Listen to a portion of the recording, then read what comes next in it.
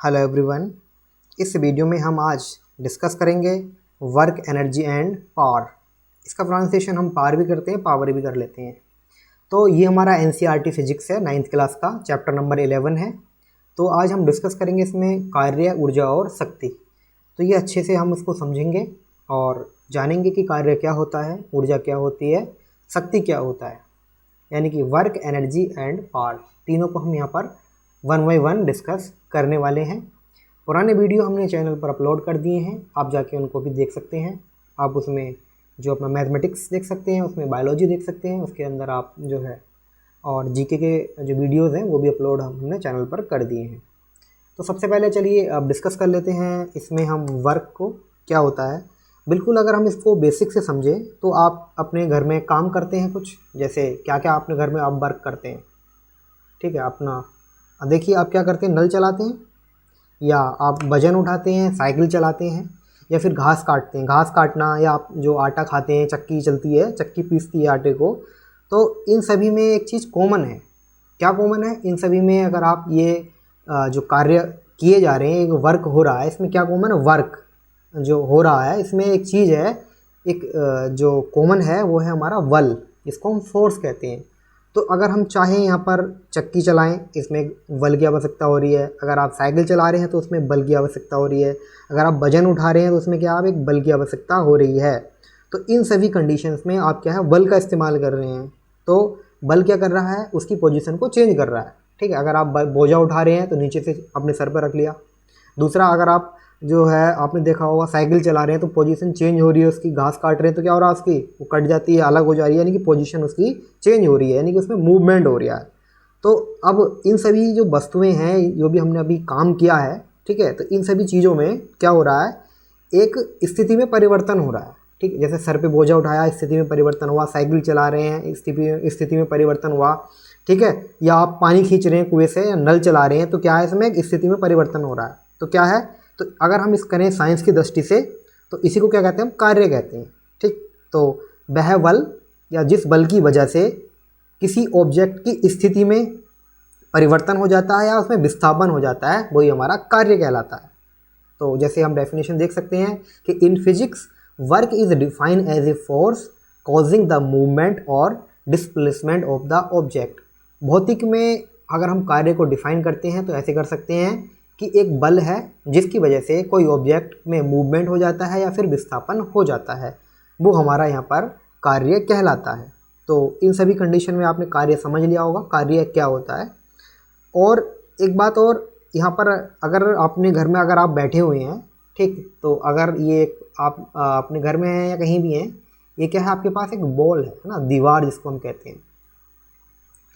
तो आप अगर इस पर इधर से फोर्स लगा रहे हैं, आपने इस पर फोर्स लगाया, फोर्स लगाने के बाद क्या इसको आप मूव करा देंगे? नहीं मूव करा सकते। या इसमें डिस्प्लेसमेंट कर सकते हैं अपने घर की दीवार में? नहीं कर सकते ना। तो आपने इस पर फोर्स तो लगाया, फोर्स लगा रहे हैं, आप इस पर थक भी गए हैं, लेकिन अगर इसमें डिस्प्लेसमेंट नहीं हुआ है, इसकी पोजीशन चेंज नहीं हुई है, इसमें मूवमेंट नहीं हुआ है, तो यहाँ पर वर्क क्या है हमारा, जीरो हो जाएगा, जीरो हो जाएगा। या अगर आप ऐसा करते हैं कि आप अपने ऊपर, अपने सर पर कोई वजन रख लें, अगर आप खड़े रहें उसको लेकर, तो आप क्या है, थक जाएं, बिल्कुल थक के आप बिल्कुल नीचे थक जाएं, लेकिन क्या होगा उसके अंदर आपका जो है उसमें वर्क नहीं होगा, क्योंकि उसमें मूवमेंट नहीं हुआ है। लेकिन अगर आप एक बात समझिए, आपने क्या किया, आपने जो कोई वेट था उसको अपना ऊपर उठाया, तो आपने क्या करा, इस पर आपने, इसमें वजन क्यों लग रहा है? क्योंकि इस पर जो गुरुत्वाकर्षण बल है, इसका जो वजन है, अपन फोर्स ऊपर लगा रहे हैं इस बल पर, लेकिन इस पर जो इसकी वजन की वजह से जो फोर्स है वो क्या लग रहा है, नीचे लग रहा है, नीचे लग रहा है। तो अगर हम इस बात को कहें कि इसमें एक जो अपोजिट फोर्स जो है इसमें उपस्थित होता है, जिसकी वजह से हमें इसमें वजन महसूस हो रहा है। आप नल चला रहे हैं तो आप पानी खींच रहे हैं, तो आप ऊपर की तरफ बल लगा रहे हैं, लेकिन एक फोर्स क्या उसमें भी कार्य कर रहा है, जिसके विरुद्ध आपको नल से पानी निकालना पड़ रहा है। तो जैसे वजन उठा रहे हैं, आपको जो है गुरुत्वीय बल के विरुद्ध कार्य करना पड़ता है।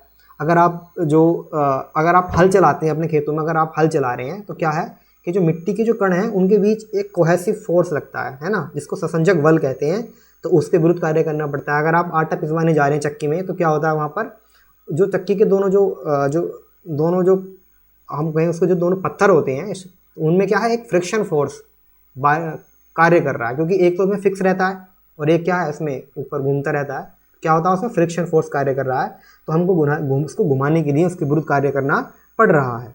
तो कहने का मतलब ये है कि अगर हम जो कोई ना कोई एक ऐसा, अगर हम किसी वस्तु पर अगर कोई हम बल लगाते हैं तो क्या होता है, उसको अगर हटाया जाता है तो हटाया जाता है, क्यों हटाते हैं हम उसको, क्योंकि उसके विरुद्ध भी एक कार्य है, बल उस पर कर रहा है। अगर उसके विरुद्ध कोई बल कार्य ना करे तो क्या होगा, हम वस्तु को जो है हटाने की जरूरत ही नहीं पड़ेगी, क्योंकि उसमें हम बल की आवश्यकता लगी नहीं रही है।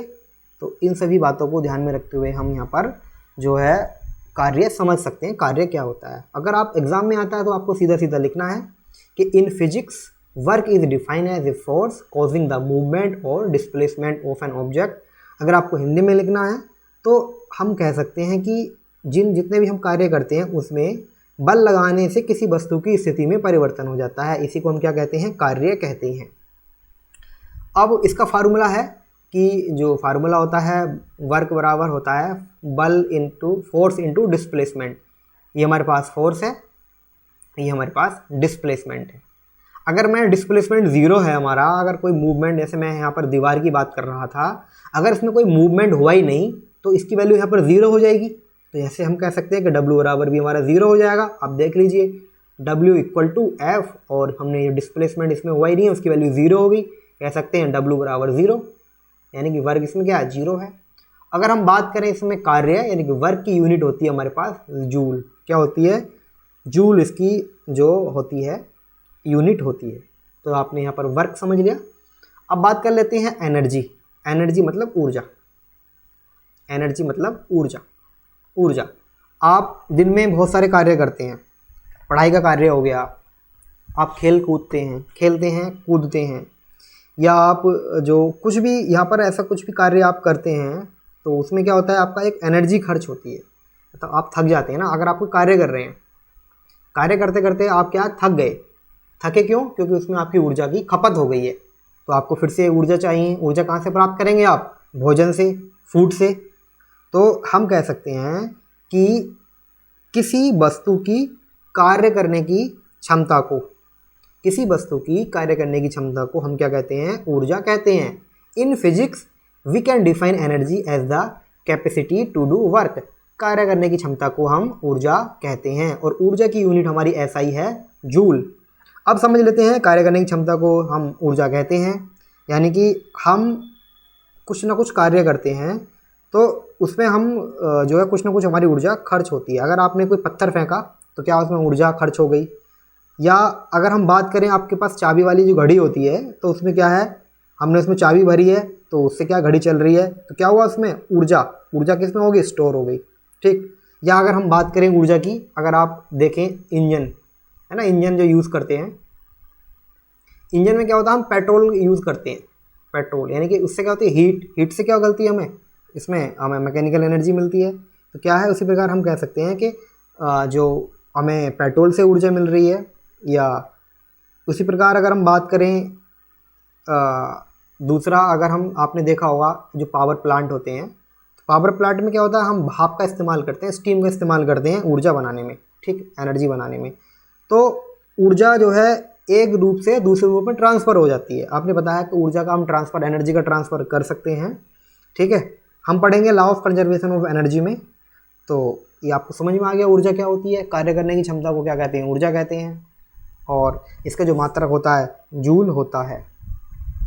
अब देख लेते हैं थोड़ा सा पावर, थोड़ा थोड़ा मैं इसमें बेसिक में बता रहा हूँ, आगे हम डिटेल में डिस्कस करेंगे बिल्कुल। अब बात कर लेते हैं पावर, या इसको हम पावर कह देते हैं, ठीक। अब ये जो टर्म आई है यहाँ पर पावर या पावर, इसको हम जो शक्ति कहते हैं, इसको हम कहते हैं शक्ति, इसको हम शक्ति कहते हैं, पावर मतलब शक्ति। तो अगर हम शक्ति को समझने के लिए हम समझ लेते हैं कि power can be define as the rate at which work is done. किसी कार्य करने के किसी कर्ता, कर्ता मतलब कार्य करने वाला, किसी कर्ता के द्वारा कार्य करने की दर को शक्ति कहते हैं। अगर हम बात करें इसके, अगर हम पावर की बात करें तो ये होता है हमारा वर्क अपॉन टाइम, कार्य करने की क्षमता को हम शक्ति कहते हैं। कैसे, अगर कोई शक्तिशाली व्यक्ति है तो वो कम समय में कार्य कर लेगा, अगर कोई कमज़ोर व्यक्ति है तो वो कम समय में कार्य करेगा। तो यहाँ तक आपको समझ में आ रही होगी बात मैं क्या कहना चाह रहा हूँ।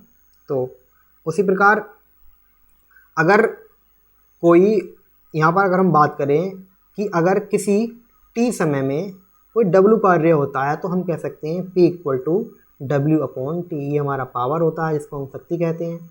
अगर हम इसकी यूनिट की बात करें तो ये होती है हमारी क्या, जूल, इसको हम वाट में व्यक्त करते हैं। जैसे अगर हम यहाँ पर अगर समझ लें, यहाँ पर इसको अगर हम वर्क को बात करें तो जूल हो जाएगा, ये हो जाएगा हमारा सेकंड। तो जूल सेकंड क्या होता है हमारा, वाट होता है। जूल सेकंड क्या होता है, वाट होता है। और अगर 1 जूल अगर हम कोई वर्क करते हैं, अगर हम 1 जूल अगर हम वर्क करते हैं और 1 सेकंड में 1 जूल वर्क 1 सेकंड में किया जाए तो इसकी जो क्षमता है वो 1 वाट होगी। तो एक अगर मैं वाट की बात करूं, 1 वाट इक्वल टू होता है हमारा 1 जूल बटे सेकंड। अगर हम यहाँ पर बात करें 1 किलोवाट की तो ये होता है हमारे 10⁻³ वाट। अगर हम मेगा की करें 10�6 वाट यहाँ पर होता है। यहाँ तक आप समझ में आ गया। अगर हम इंजीनियरिंग मशीनों में अगर हम प्रयोग करते हैं तो उसमें हम यूज़ करते हैं हॉर्स पावर का, HP मतलब हॉर्स पावर, इसमें व्यक्त की जाती है। तो अगर हम बात करें 1 हॉर्स पावर की अगर बात करें तो ये होता हमारा 746 वाट, 746 वाट यहाँ पर होता है। ठीक, तो यहाँ तक आपको समझ में आ गया होगा। थोड़ा सा अगर मैं बात करूँ इसमें ऊर्जा, हमने एनर्जी पढ़ी है, अगर यहाँ पर हम पावर पढ़ रहे हैं, इनमें अगर डिफरेंस की बात करूँ तो क्या होता है कि कोई कार्य करने वाला है, कोई हमारे पास है ना, कोई पर्सन है, कोई व्यक्ति है, कोई करता है, कोई ऑब्जेक्ट है, तो ऊर्जा तथा शक्ति में हम अगर डिफरेंस करें तो ऐसे कर सकते हैं कि ऊर्जा क्या होती है, किए जा सकने वाले कार्य में कुल परिणाम को बताती है। ठीक, जो हम कार्य कर रहे हैं उसमें कुल परिणाम कितना आया है, इसका समय से कोई मतलब नहीं होता है, इसमें समय की कोई बात नहीं है। लेकिन शक्ति क्या बता रही है, कार्य करने की दर को, कार्य करने की दर को, यानी कि इसमें क्या है, समय का यूज़ हो रहा है कि कितने समय में कोई सा कार्य किया जा रहा है। तो हमने यहाँ पर डिस्कस किया, यहाँ पर वर्क डिस्कस कर लिया, एनर्जी डिस्कस कर ली और यहाँ पर पावर डिस्कस कर ली। अब डिटेल में डिस्कस कर लेते हैं वर्क को क्या होता है। जैसे कि आप यहाँ पर देख पा रहे हैं कि work is said to be done when a body और object moves with the application of external force. ठीक है, अगर हम किसी कार्य पे किसी जो ऑब्जेक्ट के लिए कार्य हम तब कह सकते हैं, किसी बॉडी पर या ऑब्जेक्ट का कार्य तब कह सकते हैं जब हम उस पर फोर्स लगाते हैं, उसमें मूवमेंट होता है। क्लियर हो गया। जैसे we can define a work in an active involving a movement and force in the direction of force. For example a force 30 newton, ये यहाँ पर दिया, pushing an object in 3 metre in the same direction the force will be 90 joule. जैसे हमने बताया W बराबर होता है F इंटू एस, डिस्कस किया था। वर्क बराबर क्या होता है, जैसे हमने डिस्कस किया था, बल गुणा विस्थापन, फोर्स इंटू डिस्प्लेसमेंट। अगर हम यहाँ पे वर्क की बात करें तो फोर्स कितना लगा रहा है, 30 न्यूटन का लगा रहा है ना, और कितना डिस्प्लेसमेंट हो रहा है, 3 मीटर का। मल्टीप्लाई करेंगे कितना हो गया, ये मीटर तो यह 90, ठीक, न्यूटन मीटर, इसको हम कहते हैं जूल, तो 90 जूल हो गया। तो ये हमारा वर्क हम इस तरीके से कर सकते हैं। अगर हम थोड़ी सी बात करें और इसके अगर हम मेज़रमेंट की बात करें, ठीक है, कैसे इसको हम मेज़र करते हैं, मेज़रमेंट ऑफ वर्क, बिल्कुल स्लो यहाँ पर हम समझने वाले हैं। तो जैसे हमने बताया था आपको कि वर्क इक्वल टू क्या होता है, वर्क इक्वल टू होता है फोर्स मल्टीप्लाई बाय डिस्प्लेसमेंट, जैसे कि आप देख पा रहे हैं। अब मान लेते हैं अगर अब एक ऑब्जेक्ट है हमारा, ठीक है, ये एक ऑब्जेक्ट है हमारा और ये एक सरफेस पर रखा हुआ है ये, और मैंने इस पर एक फोर्स लगाया इस डायरेक्शन में। फोर्स लगाने के बाद इसका जो मैंने यहाँ पर है, इसके जो इसमें मूवमेंट कर दिया इतना, ये जो हमारे पास जो एक ऑब्जेक्ट रखा हुआ था ये, इसमें मूवमेंट कितना हो गया कि इसकी ये पोजीशन पहली थी इनिशियल पोजीशन, यहाँ पर इसको मैंने मूव करा दिया, सेकंड पोजीशन पर ये यहाँ पर पहुँच गया। तो अगर हम यहाँ पर देखें कि यहाँ से जो यहाँ तक इसका जो डिस्प्लेसमेंट हुआ है ना, वो माना S डिस्प्लेसमेंट हुआ है और मैंने इस पर F फोर्स लगाया था, तो यहाँ से हमारा जो वर्क हो जाएगा वो हो जाएगा फोर्स इंटू डिस्प्लेसमेंट। अगर मैंने जितने फोर्स का न्यूटन माना, मैंने फोर्स लगाया यहाँ पर 10 न्यूटन का और डिस्प्लेसमेंट हुआ मेरे पास यहाँ पर 3 मीटर, तो हम कैसे कैलकुलेट करेंगे इसको, 10 × 3 यानी कि 30 और जूल यहाँ पर हो जाएगा। लेकिन ये तो आपका समझ में आ गया। अगर हम, क्योंकि जो बल है वो वस्तु की दिशा में न चलकर, ठीक है, ये तो जो वस्तु की दिशा में चल रहा है ना, किसी एंगल पर अगर वो चले, किसी एंगल पर अगर हम यहाँ पर फोर्स लगाएं तो वो क्या होगा उसको देख लेते हैं। देखिए जरा इसको,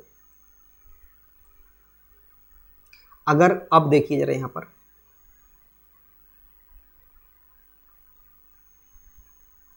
जैसे कि आप देख पा रहे हैं हमारे पास ऑब्जेक्ट यहाँ पर था, ये हमारे पास कोई ऑब्जेक्ट था, इस पर मैंने इस डायरेक्शन यहाँ पर F क्या लगाया, इस पर फोर्स लगाया, ठीक है।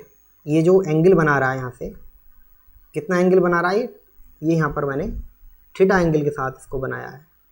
ये एंगल है हमारे पास यहाँ पर थीटा, क्या एंगल है, थीटा एंगल पर ये फोर्स लगा रहा है, ठीक है। तो इसमें क्या हुआ कि वस्तु जो है इसमें थीटा बनाते हुए कोण पर ये चली और ये यहाँ पे जाकर ये पहुँची है वस्तु। अगर तब यहाँ पर अगर मैं बात करूँ, अगर मैं यहाँ पर बात करूँ कि कितना यहाँ पर वर्क हुआ है, तो डिस्प्लेसमेंट तो इसका यहाँ से यहाँ तक कितना हुआ भाई, ये ऐसी डिस्प्लेसमेंट हुआ है ना।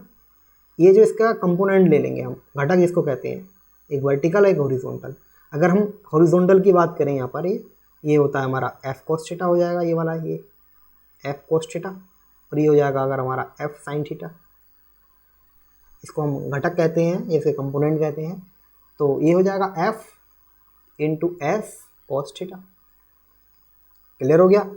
क्योंकि यहाँ पर देखिए ये कितना लग रहा है फोर्स, F cos थीटा लग रहा है ना, F cos थीटा × S, हम कह सकते हैं इसको F × S cos थीटा। ये हमारा वर्क हो गया। और अगर इसमें थीटा की वैल्यू अगर देखें कि अगर इसमें, क्योंकि F cos थीटा, F क्या है, एक F S की दिशा में क्या है, एक कंपोनेंट है, यहाँ पर S की डायरेक्शन में क्या है, कंपोनेंट है। अगर पहली कंडीशन में अगर यहाँ पे हम देखें थीटा = 90 डिग्री है, थीटा = 90 डिग्री है, तो यहाँ पर अगर हम बात करें तो cos 90 कितना होता है, 0 होता है। अगर मैं यहाँ पर वैल्यू 0 रख दूंगा तो W बराबर कितना हो जाएगा, F × S cos 90 0, यानी कि W कितना हो जाएगा हमारे पास यहाँ पर 0, वर्क कितना हो जाएगा यहाँ पर 0 हो जाएगा। यदि इसका मतलब क्या है, यदि जो हमारे पास डिस्प्लेसमेंट है वो बल की जो डायरेक्शन है, फोर्स की डायरेक्शन है, उसके परपेंडिकुलर हो तो कार्य उसमें कोई नहीं होता है। इसको एक एग्जाम्पल से और समझ सकते हैं, दोबारा समझ लेते हैं इसको। देखिए ज़रा, ये माना यहाँ पर है, यहाँ पर कोई हमारे पास एक वस्तु लटकी हुई है, ठीक है, मैंने इसको यहाँ पे लटका दिया है, ये इस तरीके से। इसका जो कुछ वेट है वो क्या होगा, नीचे की तरफ कार्य करेगा, ठीक है, गुरुत्वाकर्षण के कारण। और यानी कि ये वेट एक तरीके का क्या हमारा फोर्स ही कार्य कर रहा है नीचे की तरफ, और जिधर फोर्स कार्य करता है उसका अपोजिट डायरेक्शन में क्या होता है, हमारा टेंशन होता है। टेंशन मतलब तनाव, टेंशन मतलब तनाव। इसमें क्या है भाई, अगर बात करें इस कंडीशन में कि अगर इसमें डिस्प्लेसमेंट क्या है हमारा, 0 है, तो इस पर W भी क्या हो जाएगा हमारा, 0 हो जाएगा। क्योंकि जैसे मैंने ये लटकाया है तो इस पर 2 बल कार्य कर रहे हैं इस कंडीशन में। एक तो इसमें जो वजन है वो नीचे की तरफ कार्य कर रहा है, और जो टेंशन है, तनाव है, वो ऊपर की तरफ कार्य कर रहा है। पर इस कंडीशन में इस पर कोई भी बल कार्य नहीं कर रहा है, क्योंकि क्या हो गया, इसमें बैलेंस हो गया, क्योंकि इसमें कोई भी विस्थापन, डिस्प्लेसमेंट यहाँ पर नहीं हुआ है। अब इसका मात्रक हमारा जूल होता है। अगर हम बात करें कि 1 न्यूटन फोर्स लगाकर, 1 न्यूटन मैंने इसे फोर्स लगाया है किसी ऑब्जेक्ट पर, और बल की दिशा में, फोर्स की डायरेक्शन में 1 मीटर अगर वो डिस्प्लेसमेंट कर दे, तो हमारे पास तब वर्क कितना हो जाएगा, 1 जूल होगा। तब वर्क हमारा क्या होगा, 1 जूल होगा, क्योंकि 1 जूल बराबर क्या होगा, हमारे पास 1 न्यूटन का फोर्स लगाया है और 1 मीटर क्या हुआ है, फोर्स की दिशा में डिस्प्लेसमेंट हमने किया है। तो 1 जूल = क्या हो जाएगा हमारा, 1 न्यूटन × 1 मीटर। ये हमारे पास क्या है, ये इसको हमारे पास कार्य यानी कि वर्क क्या है, वर्क एक अदिश राशि है, वर्क एक अदिश राशि है, स्केलर क्वांटिटी कहते हैं। यहाँ तक आपको समझ में आ गया होगा, वर्क हमने डिस्कस कर लिया है। अब एग्जाम्पल देख लेते हैं इसका वर्क का। ये है कि a porter lifts a luggage of 15 kg from ground and puts in on his head 1.5 metre above the ground. Calculate the work done by him on the luggage. इसमें कह रहा है कि एक लिफ्ट है, किसी को जो हमारे पास सामान है उसका वजन है 15 किलोग्राम और ज़मीन से उसको जो है वो 1.5 मीटर के ऊपर उसको उठा देता है वो। तो उसको हम क्या कैलकुलेट करना, हम उसको यहाँ पर वर्क डन कैलकुलेट करना है। तो हमारे पास जो गिवन है वो m 15 kg दिया हुआ है और जो डिस्प्लेसमेंट है ना s वो 1.5 मीटर हुआ है। ठीक, हमारे पास जो फार्मूला होता है वर्क बराबर F इंटू एस होता है कि नहीं। F की वैल्यू हमको दी नहीं, तो F बराबर क्या होता है भाई, F बराबर हम कह सकते हैं F बराबर क्या होता है, mg होता है कि नहीं, mg, F बराबर mg होता है, क्योंकि F बराबर हमारे पास ma होता है, लेकिन हम क्या है ये ऊपर नीचे कार्य कर रहा है ना, तो इसकी जो एक्सेलरेशन है वो अर्थ के कारण यहाँ पे कार्य करेगा, एक्सेलरेशन ड्यू टू ग्रेविटी कार्य करेगा इस पर। तो हम ऊपर उठा रहे हैं इस पर, तो ये वैल्यू यहाँ पर रख देंगे। W बराबर कितना हो जाएगा, F की value mg into S. m कितना हमारे पास 15, g की वैल्यू यहाँ पर हम 9.8 ले लो या इसको 10 ले लो, ठीक है, मैं इसको यहाँ पर 10 ले लूँगा और ये 1.5 मीटर का डिस्प्लेसमेंट हो रहा है। तो अब देखिए ज़रा, इसकी अगर हम मल्टीप्लाई करेंगे तो ये हमारे पास होता है, इसकी मैं इससे मल्टीप्लाई करूँगा तो 22.5 इंटू 10 हम कह सकते हैं 225 और जूल यहाँ पर हमने वर्क इस पर कर दिया है, कार्य किया हुआ है। अब बात कर लेते हैं एनर्जी की। एनर्जी मतलब ऊर्जा, जैसे हमने प्रीवियस डिस्कस किया था कि किसी वस्तु के कार्य करने की क्षमता को क्या कहते हैं, ऊर्जा करते हैं। जैसे यहाँ पर दिया हुआ है energy is the ability to perform the work. Energy can neither be created not destroy. Energy को ना तो हम बना सकते हैं ना ही उसको हम क्या कर सकते हैं, खत्म कर सकते हैं एनर्जी को, ठीक है, लेकिन हम इसको it can only be transformed one kind और टू अनोदर। यानी कि एनर्जी को हम जो ट्रांसफॉर्म कर सकते हैं एक फॉर्म से दूसरी फॉर्म में। कैसे, जैसे आप समझ सकते हैं, आपने देखा होगा, अगर हम बात करते हैं घर में हम यूज़ करते हैं इन्वर्टर पर, बैटरी की अगर बात करें तो उसमें हम क्या यूज़ करते हैं, बैटरी में केमिकल यूज़ करते हैं ना, केमिकल यूज़ करते हैं, उससे क्या मिलता है हमें, इलेक्ट्रिकल एनर्जी मिल जाती है। तो हमने क्या किया, नष्ट थोड़ी ना किया, इस केमिकल एनर्जी को क्या किया, इलेक्ट्रिकल एनर्जी में कन्वर्ट कर लिया। हमारे पास मोटर होती है घर में, हम मोटर यूज़ करते हैं, मोटर में क्या देखते हैं हम, इलेक्ट्रिसिटी क्या मिलता है हमको, उसको मैकेनिकल एनर्जी मिलती है। मोटर क्या इलेक्ट्रिसिटी दी हमने उसको, मैकेनिकल एनर्जी मिल गई। उसी प्रकार हमारे पास अगर हम जनरेटर की बात करते हैं, ठीक है, जनरेटर को क्या देते हैं, मैकेनिकल एनर्जी देते हैं, उससे क्या मिलता है हमें, इलेक्ट्रिकल एनर्जी मिलती है। अगर हम बात करें यहाँ पर कोयला जो होता है, कोल से क्या मिलता है हमको, हीट एनर्जी मिलती है या नहीं, हीट एनर्जी। तो ये सब फॉर्म्स हैं हमारे पास एनर्जीज के। तो यहाँ पर देखिए जरा, the unit of energy is the same as work, joule इसकी एनर्जी होती है। Energy is found in many things and thus there are different types of energies. जैसे अगर हम बात करें एनर्जी हमारे पास काइनेटिक या पोटेंशियल एनर्जी होती है। काइनेटिक एनर्जी क्या होती है, the energy in motion is known as kinetic energy, whereas potential energy is the energy stored in an object and is measured by the amount of work done। तो ये energy हमने discuss कर ली, kinetic and potential. अब यहाँ पर अब थोड़ा सा और डिस्कस कर लेते हैं। यहाँ पर kinetic energy, object in motion possesses energy, we call this energy kinetic energy। in short kinetic energy is the energy possessed by an object due to its motion।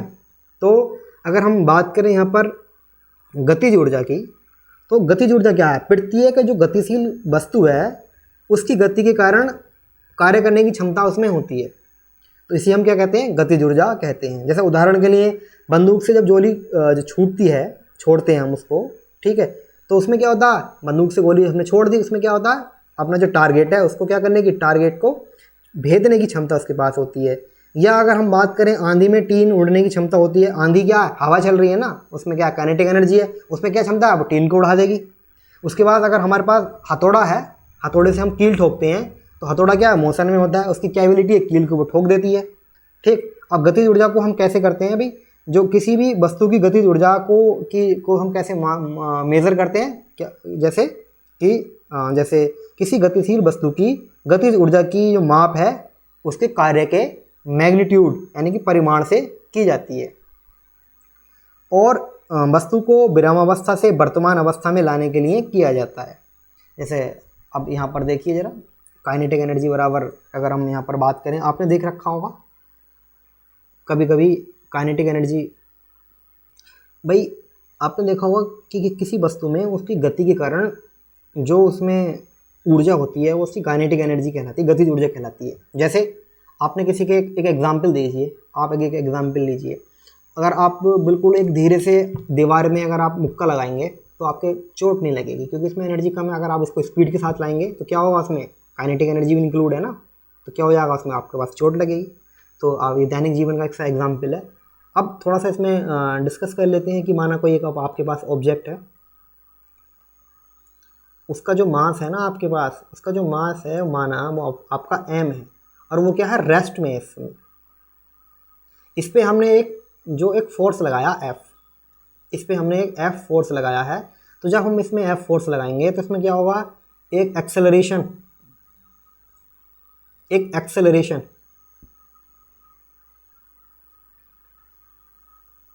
इसमें एक एक्सेलरेशन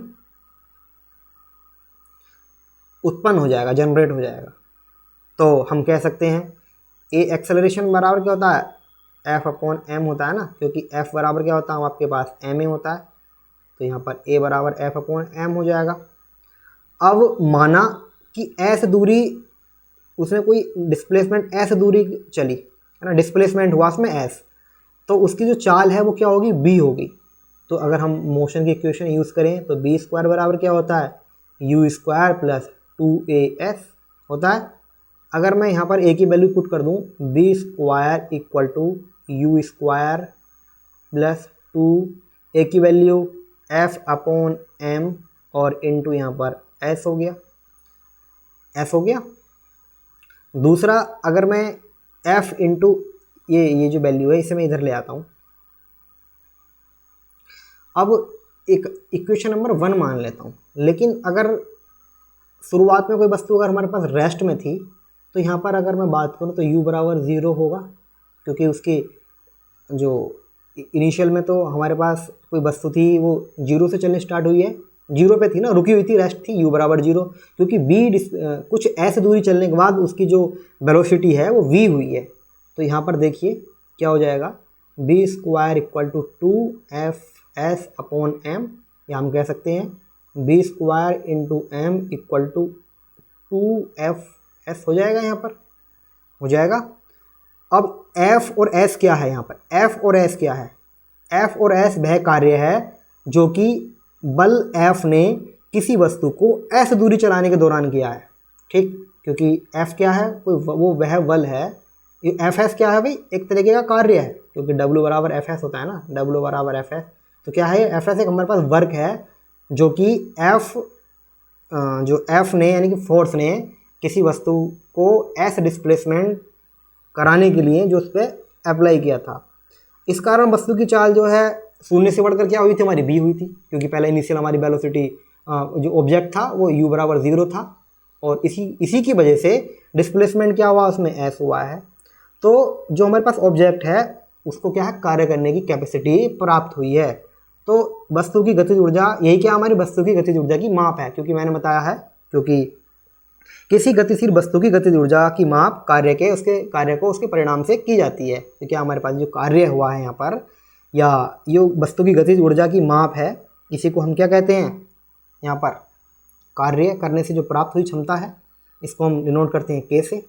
तो हम कह सकते हैं यहाँ पर कि ये b स्क्वायर इंटू m बराबर 2, और ये क्या, इसको क्या कहा हमने, काइनेटिक एनर्जी, ये कहा नहीं कहा, क्योंकि ये काइनेटिक एनर्जी क्या है, हमारे कार्य की तो माप ही है ना, क्या मैग्नीट्यूड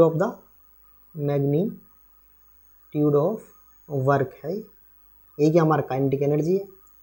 तो k इक्वल टू क्या हो जाएगा यहाँ पर, b square into m upon 2, या हम इसको कह सकते हैं k बराबर 1/2 mb स्क्वायर। ये क्या होता है, हमारा काइनेटिक एनर्जी होती है, काइनेटिक एनर्जी यही होती है। तो किसी गतिशील वस्तु की गतिज ऊर्जा उसके द्रव्यमान है ना, ये काइनेटिक एनर्जी है, उसके जो द्रव्यमान के मास और वेलोसिटी के स्क्वायर के गुणनफल के आधे के बराबर होती है। यहाँ तक आपको काइनेटिक एनर्जी समझ में आ गई होगी। अब इसका एक एग्जांपल देख लेते हैं कि एक ऑब्जेक्ट है, इसका मास दे रखा है हमको यहाँ पे 15 kg, और मूव कर रहा है यूनिफॉर्म वेलोसिटी से 4 मीटर पर सेकंड स्क्वायर काइनेटिक एनर्जी पूछ रहा है। काइनेटिक एनर्जी बराबर होता है half mv², mass into velocity का स्क्वायर 1/2। m की वैल्यू 15, b की वैल्यू 4 का स्क्वायर 4 × 4, इसे डिवाइड होगा ये हमारे पास 2 टाइम्स, यानी कि 15 × 8 ये हो जाएगा 120। और इसको हम डिनोट करते हैं जो एनर्जी है, ठीक है, इसको हम काय में मेज़र करते हैं, जूल में मेज़र करते हैं। समझ में आ गया? तो ये हमारे पास काइनेटिक एनर्जी हमने यहाँ पर मेज़र निकाल दी है इस क्वेश्चन में। तो ये अगला क्वेश्चन देख लेते हैं, पोटेंशियल एनर्जी। स्थितिज ऊर्जा क्या होती है? भाई वस्तुएं जो भी ऑब्जेक्ट हैं वो अपनी पोजीशन या फिर अपने स्टेट ऑफ जो स्ट्रेन है उसमें जो चेंज हो गया है, हमने बिगाड़ दिया है। स्ट्रेन मतलब किसी वस्तु की पोजीशन में चेंज कर देना, बिगाड़ देना, विकृत कर देना। तो वस्तुएं अपनी जो पोजीशन है या अपनी स्टेट ऑफ स्ट्रेन है उसके कारण भी क्या कार्य करती हैं। कैसे? जैसे आपके पास क्या है, ये एक रबड़ है ना, आपने माना इस पर आपने फोर्स अप्लाई किया। फोर्स अप्लाई करने के बाद क्या हो जाएगा, इसका जो साइज है वो इस तरीके का कुछ हो जाएगा, इसकी है ना, ये हो गया। इसमें क्या है, स्टोर होगी स्थितिज ऊर्जा। जब आप फोर्स हटाओगे तो क्या हो जाएगा, वापस इधर चला जाएगा। तो क्यों ऐसा क्यों हुआ? क्योंकि इसमें एनर्जी स्टोर होगी। आपने चाबी वाली घड़ी देखी है, आप उसमें चाबी भर देते हैं, चाबी भरने के बाद क्या है, एनर्जी स्टोर होगी। लेकिन फोर्स हटा लोगे क्या हो जाएगा, चाबी धीरे धीरे खत्म होनी स्टार्ट हो जाएगी। तो इससे क्या हमें उसकी गति मिल जाएगी। तो हम कह सकते हैं कि किसी वस्तु में उसकी स्थिति अथवा उसकी जो विकृत है, यानी कि उसकी पोजीशन या उसकी जो स्ट्रेन की वजह से जो ऊर्जा होती है उसी को हम जो है पोटेंशियल एनर्जी कहते हैं। जैसे to summarise, potential energy is the energy that is store in an object due to its position relative to the sum zero position. Potential energy का फार्मूला यहाँ पर हम देख लेते हैं क्या हो जाएगा। भाई the formula of potential energy depends on the force acting on to object for the gravitational force is the formula is. जैसे ये होता है हमारा स्थिति, अगर हम एनर्जी की बात करें, पोटेंशियल एनर्जी की अगर हम बात करें तो ये होता है हमारा mgh। m क्या है, मास है, g है मतलब acceleration due to gravity, h क्या है, हाइट इन मीटर। ये पोटेंशियल एनर्जी यहाँ पर होती है। ठीक, यूनिट इसकी होती है, इसको हम किलोग्राम में मेज़र करते हैं। और ये त्वरण है हमारा, इसको हम जो ये है मीटर पर सेकंड स्क्वायर और इनटू यहाँ पर ये हमारे पास h हो जाएगा। तो इसको अगर हम बात करें तो ये हमारी यूनिट हो जाएगी इसकी यहाँ पर किलोग्राम। तो यहाँ पर ये जो किलोग्राम हो गया और ये मीटर बटे सेकंड स्क्वायर, इसको हम एस में डिनोट करेंगे, ये कैंसिल हो जाएगा। तो किलोग्राम मीटर सेकंड, इसको भी हम क्या है जूल में, इसकी जो यूनिट होती है जूल होती है। अब टाइप्स ऑफ एनर्जी की बात कर लेते हैं, कितनी तरीके की एनर्जीज होती हैं। तो ये जो एनर्जीज हैं हम नेक्स्ट वीडियो में डिस्कस करेंगे। इस वीडियो में हमारा इतना ही, तो मिलते हैं नेक्स्ट वीडियो में। Thank you.